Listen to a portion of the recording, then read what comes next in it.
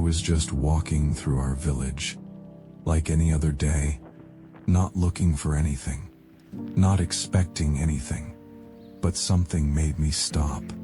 Two small eyes, watching me from a distance, then two more eyes. Right beside them, brothers alone and starving. What happened next, I was not ready for.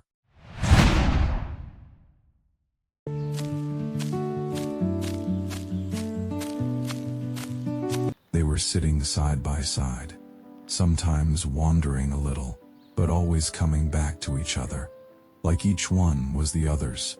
Only reason to keep going, they didn't run, they didn't bark, they just looked at me, with a look that needed no words.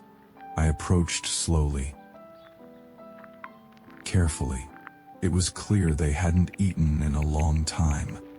Their bodies were frail and weak, ribs visible beneath their thin fur, eyes tired and heavy. But inside those eyes, something was still alive, something that refused to die. Hope. I opened what little food I had with me, placed it gently in front of them, and waited.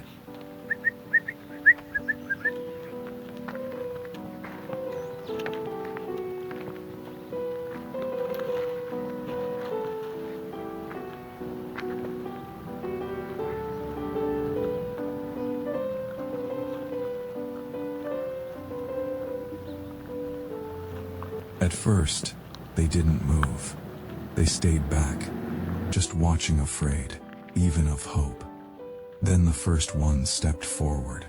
Slowly, hesitantly, he sniffed the food and looked back at me as if asking, "Is this real? Is this actually for me?" I looked at him and said with my eyes, "Yes, this is yours." He ate. Then the second one came. They both lifted their heads at the exact same moment and looked at me. I don't know how to describe what I saw in those eyes. All I know is I will never forget it for the rest of my life.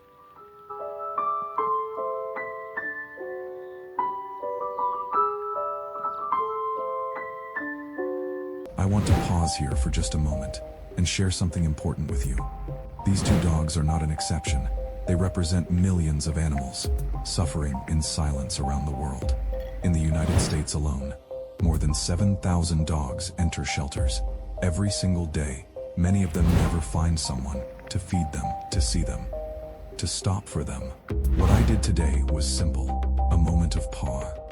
One human look that said, "I see you," and that can be the difference between life and death.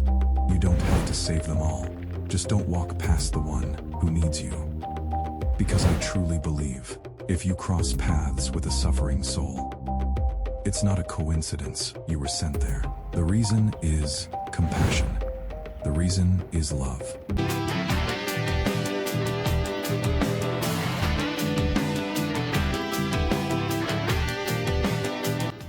I stayed with them for a while, and I noticed they never moved away from each other. Not even for a second. In the hardest moments, they had each other.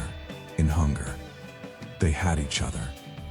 And in that small, quiet moment of joy, they still had each other. They taught me something I didn't expect to learn that day. Loyalty is not something you teach. Some souls are simply born knowing it. No matter how cruel the world had been to them, they never lost each other, and they didn't lose their trust in me. The moment I reached out my hand, I'll be honest with you, I wished with everything in me that I could take them home, but I can't adopt every soul I meet. So I made a call to a local rescue center, hoping they could find a safe place. For these two innocent souls, that was all I could do, and I hope it was enough.